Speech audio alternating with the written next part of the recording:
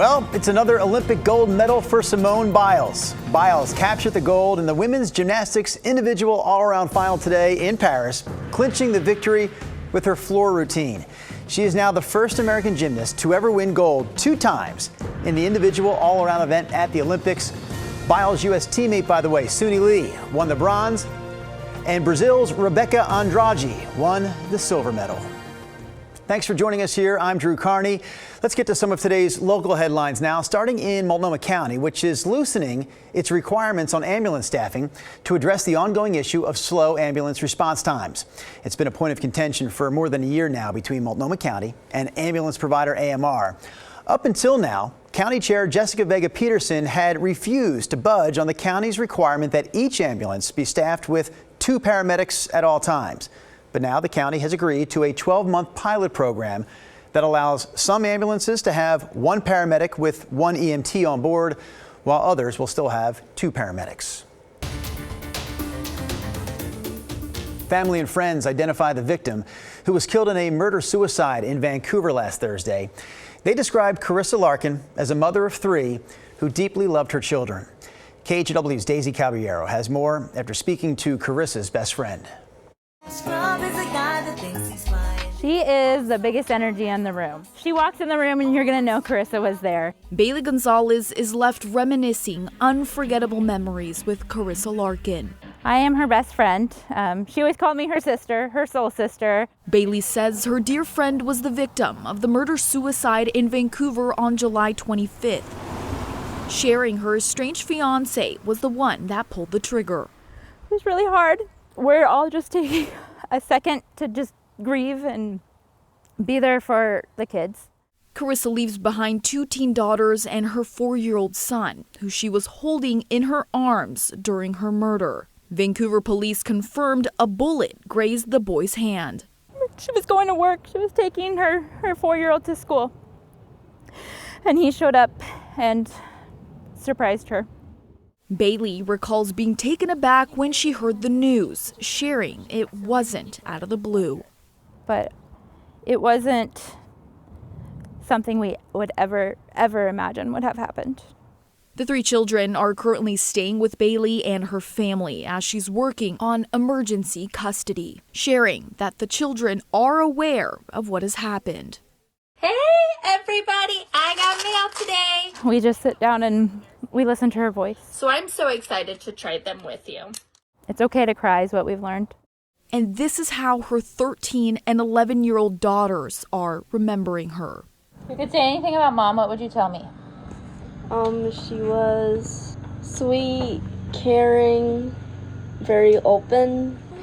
Even though I had an attitude, she would always still be there, and she always told me to be brave.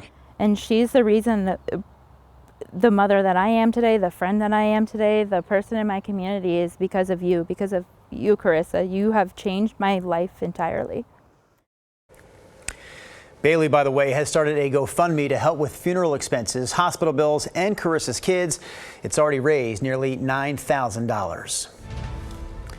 Authorities in Lane County, meanwhile, arrested an alleged arsonist who they say started a wildfire early last month. Rangers say the arsonist dumped and burned garbage on public land back on July 6th in the Willamette National Forest. At the time, he told authorities he set the garbage on fire to cover up his fingerprints. A helicopter spotted a column of smoke from the small wildfire, and firefighters were able to put it out. But officials say more than 80% of wildfires on public lands are human-caused. All right, we're going to turn our attention now to the Weather Center. Rod Hill standing by. So, Rod, this is the first of 2 straight first alert weather impact days. And we're talking because of the hot weather. It's been a decent morning, but already we're warming up. We're going to keep the sunny skies behind me the rest of the day. Thought we'd be 84, 85 at noon. We're at 83. Winds are light as expected. And our big story is not only in Portland and up and down I-5 from all the way down toward Medford, and then certainly including Kelso Longview, a heat advisory for temperatures at least rising into the mid to upper 90s today throughout the Willamette Valley and up into southwest Washington. And we still have that excessive heat warning up for today and tomorrow for temperatures above 100 degrees in much of eastern Oregon. So you get away from the coast and pretty much inland areas are under some type of a heat advisory or warning. Here are the statewide temperatures. The winds are light, so we thought we'd see some 80-degree numbers at the coast, and it's already 80 in Astoria. No advisories for you. You will hold in the 80s. It is 90 in Bend and 91 in the Dalles. You folks in the Dalles on track to hit easily 100 degrees this afternoon. Same thing out in John Day and Burns, where it's currently in the mid-90s. So lots of people dealing with the heat. Your next 6 hours, our KGW weather impact alert for the rising temps. 87 at 1 o'clock, will be 90 before 2. This shows 91 at 2 o'clock. And then it jumps us up to 98 at 5 and 6. That's certainly possible. These are hourly readings that in between, we pop a 99 or a 100-degree temperature. More on our 7-day forecast. We know it's still going to be hot tomorrow, but not as hot. All of that is coming up. All right, thanks, Rob. We look forward to that. Right now, back to some local headlines. And we start here with an update on Multnomah County's drug deflection program. Yesterday, county leaders and law enforcement tried to clarify some lingering questions about what's going to happen next month on September 1st when drug possession becomes a crime again here in Oregon. KHW's Blair Best has the story. True knows street life in Portland. I have a tent up the street. And he uses one thing to get by. It's a methamphetamine pipe. If it was more pure meth, it would be all white. Whatever quality he can get, he smokes along the East Bank Esplanade. No fear of being caught by police. I'm not too worried about it, to be honest with you. And that's because possession of small amounts of hard drugs, like what he has, is currently not a crime in Oregon. That's all changing come September, when caught solely with possession, people like True will have the option of treatment over jail. It's not going to help anybody get to treatment any faster. Exactly what county and city leaders are trying to change. We're here today to talk about the work underway to launch a deflection program in Multnomah County. A few blocks away Wednesday morning, in a long-anticipated news conference, officials talked of what's called the deflection program, opening September 1st in this building on the Central East Side, where officers will take those who choose treatment over jail. It's still unclear how many people can choose this option at once and how many times. We want to allow multiple opportunities to get people connected with treatment while still maintaining accountability. Once at the center and to avoid future arrest, people will have 30 days to engage in recovery services. What does that mean? A good question. Here's how County Chair Jessica Vega-Peterson explains it. So that could be going into housing, that could be getting into detox, that could be getting into their treatment beds. They need to positively engage in that. The county's rollout of the program has faced major community backlash, not lost on officials. I understand the frustration and the apparent disconnect and misunderstanding that has come across maybe in this process. There has been criticism about not having a plan, but we are building a deflection system that includes mobile outreach, leverages peer support, and finally creates a drop-off center for law enforcement. The bottom line is law enforcement needs tools to stop behavior that harms the community. And the goal needs to be to connect people with treatment, not incarceration. People like True remain skeptical. I would rather do jail, to be perfectly honest, because treatment is, most treatment facilities aren't worth it. Portland Mayor Ted Wheeler, meanwhile, says he's now directing police to cite people who violate the city's new camping ban and refer cases to the DA for prosecution. This comes after the Multnomah County Sheriff that has said that she would not book people in the jail, essentially saying it wasn't the answer to the area's homeless crisis. It's an issue that came up again yesterday during a county news conference around drug recriminalization because the sheriff was at that news conference. She reiterated her stance, and then the county communications team stepped in to end that line of questioning. Take a listen. At this point, I am standing by that statement in anticipation of having an opportunity to have further conversations with our public safety leaders and the city of Portland to again determine the best pathways forward to support community safety in all of our communities. We're going to keep the focus on House Bill 4002 today. Yes or no question. I think the sheriff has said what she needs to say. Mayor Wheeler now says he's worried that the sheriff might take a similar approach to those caught with illegal drugs starting next month, even though that would be breaking a state law, not a city ordinance. The daughter of a man stabbed to death in Portland's Old Town has filed a wrongful death lawsuit against the city, Sydney Dorner had a chance to speak to the woman's attorney, who says her father's death could have been prevented. The city of Portland is now facing a $2 million wrongful death lawsuit after the stabbing death of Mark Anthony Davis in 2022. His daughter, Shanika Davis, represented by attorney Greg Kafori, arguing police failed to properly investigate a prior assault by the man accused of killing Davis. When the police come upon the scene of a vicious attack of one person on another, their primary responsibility is to gather the available evidence. According to court documents, then 20-year-old Khalil Ford was arrested on September 28th for assaulting a woman and leaving her to bleed on the sidewalk near Northwest 14th Avenue in Portland. According to court documents, Ford was charged with a misdemeanor and then released the next day on September 29th. A day later, Davis was fatally stabbed on Northwest Broadway and Cooch Street. Khalil Ford was arrested and charged in his death. Kafori argues surveillance video that was discovered days later by the Multnomah County DA shows a better picture of the extent of that initial attack on the woman.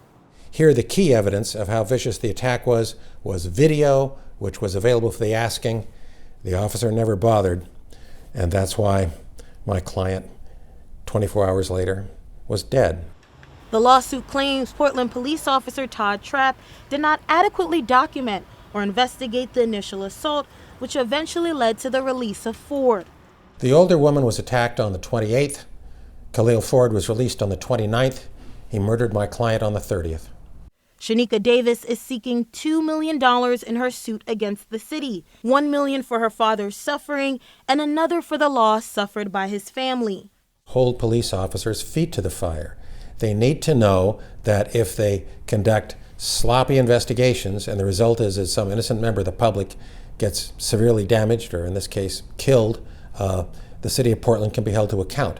Sydney Dorner, KGW News. News from Boeing. The company named a new CEO after reporting an operating loss of $1.4 billion in the second quarter.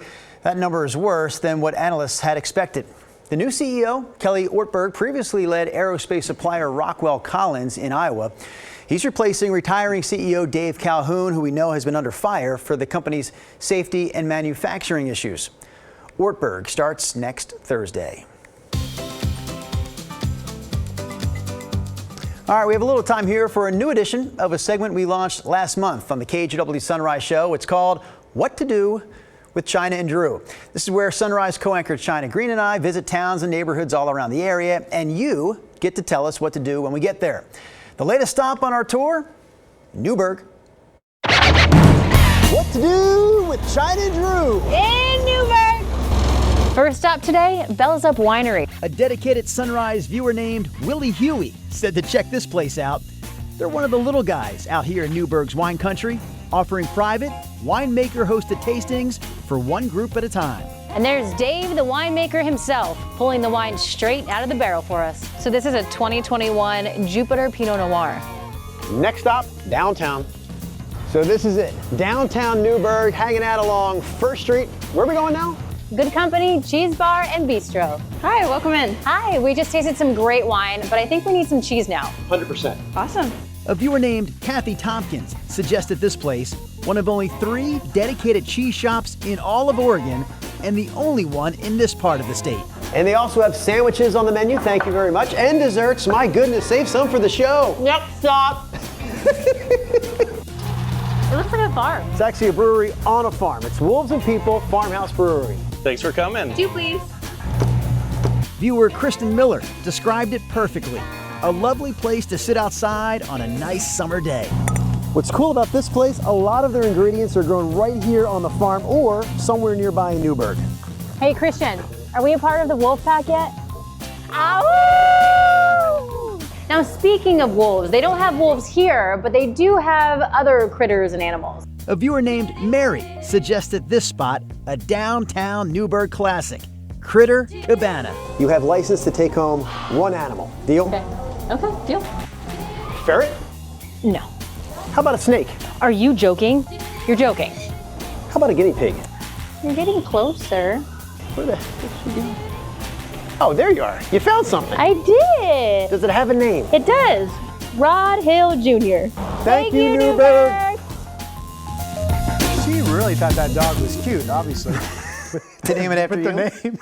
That's the second time I, well, at least attempted to give a Sunrise team member a shoulder ride. Once tried to do it with Rod right here in our studio about 5 years ago, and that was filled with laughter, but never really got off the ground. We almost crashed and demolished the entire studio. All right, now we have to focus our attention on some serious business, weather impact alert day. And the alert for the rising temperatures, what I'm calling, it's still going to be hot tomorrow, but today's clearly the hottest by a full category being defined by a good 5 degrees or more in Portland and Salem. So yesterday was 87. Now we're still talking temperatures for some of you being around 100 this afternoon. That's an abrupt change. And so we really want you to be aware of how hot it's going to be in the coming hours if you're going to be out and about. We'll keep the sunny skies, and at noon again, we're at 83. So the morning's been pretty nice. We do have that Sherwood thermometer runs hot. I don't think it's properly sun shielded or shaded. It is 85 out in Forest Grove. It's 80 in Gresham. It's 86 in Salem, 81 degrees in Silverton. And here's the rest of your afternoon in red for KGW Weather Impact Alert, 91. At 2 o'clock, I'm leaving my high of 99, thinking we at least have to be 96, 97, 98, at least, according to what the weather modeling is showing, and then still in the 90s through 8 o'clock. So the evening is going to be no picnic. That's going to continue to be very, very warm, in fact, hot. So today, tomorrow's not a cool down of much, but today will be the hottest. 95 to 102 up and down the Willamette Valley. Of course, reduce activity in the coming hours. The hottest hours will be 3, 4, 5, 6. And then obviously today you really have to consciously make sure you are drinking water. Even if you're not feeling thirsty, if you're going to be outdoors, you need to keep hydrated. And I want to take a second and talk about the month that we just wrapped up, July. So we did, in fact, break the record for the hottest July out of PDX. Those records go back to 1940. So the mean temperature average for last month, basically you take the high and the low for the most part and average them together and run those averages for 31 days. And you come up with a number of 74.4, which is more than 4 degrees above normal. And that edged out just barely 1985. So we are now the warmest July on record for this year, 2018 in third place, 2015 and so forth. And if you take out 1985, the other 4 on this top 5 list are since 2015. So that's a real telling snapshot of, yes, our summers going back to 2000, if not earlier, are absolutely trending hotter and hotter and hotter. Here's the smoke model. The first day in a couple of days, I'm kind of watching this because the modeling is picking up increasing smoke, in part because of our hot weather pattern returning. You see the smoke plume coming off the Cascades south of Eugene. That's substantial, and then also some thick smoke plumes out around Burns. Air quality reports have been the worst down in southwestern Oregon. You can see some unhealthy marks there. Moderate across most of eastern Oregon. Still holding on to good air quality here on the west side, although it is noticeably a bit hazy out there over Portland. Here's Cannon Beach Live. Lots of folks out enjoying what is the best spot to be. It's warming up though, 87 in Cannon Beach. That thermometer also I don't think is properly sun shaded, but we know it is 80 in Astoria. There's the Reserve Vineyards and Golf Club out on Lois, some people out there playing. Here's the other side. You can really see the haze. This is Persimmon Country Club out in Gresham. And I wanted to show you this because it really does pick out the haze that's been increasing in our sky a little bit. So some forecast numbers for you. 85 in Astoria, at least well up into the 70s along most coastal communities today. Weather model still likes 101 for you folks in Salem. That would tie your record for today's date. Southwest Washington, 96 in Longview under the heat advisory, the same as Portland. 99 in Vancouver.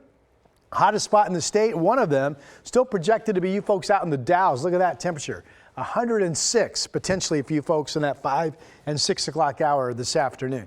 Here's what the weather model shows at 5 p.m. and just pick out the hundreds. Bend, Madras, Pendleton, the Dalles, and Salem. Yeah, everybody inland dealing with the hot weather. The record in Portland is 98 for today's date, so if we make it to 99, that would obviously be a record for the first day of August. Tomorrow we'll keep the KGW Weather Impact Alert going with a temperature of 94. Not as hot, but especially if you don't have AC, it's a real hot 2-day combo. And then Saturday, a little bit of cloudiness because we think there could be some storms migrating northward up the Cascades. We'll keep an eye on those. 88, Sunday more of a bright sunny day, 93. I am eyeing a couple days of mid-80s, maybe cooler on Tuesday and Wednesday, and that is your update. Cooler sounds better, Rod. Thank you very much.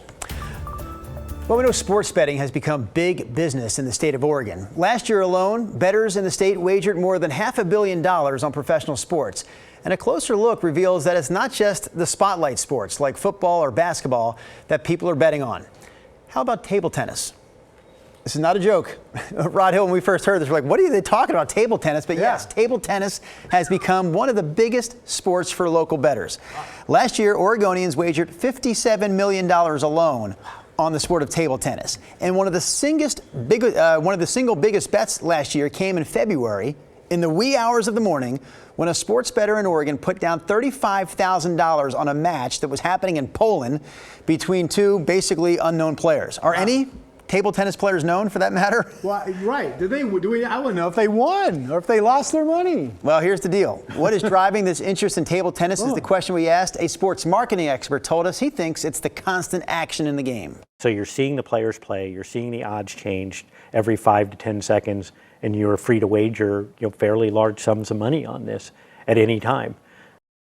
This is great. $35,000 on a single table tennis match still seems hard to believe, but investigative reporter Kyle Aboshi is taking a closer look at all this. He's looking into the obscure table tennis matches that Oregonians are betting on in the middle of the night.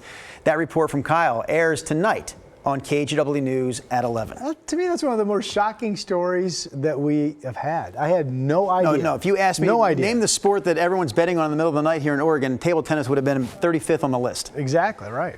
Before we go, Rob, we do have to remind our viewers of something much more wholesome. Giving back to the community through our KGW School Supply Drive. The KGW School Supply Drive starts today. This is day one.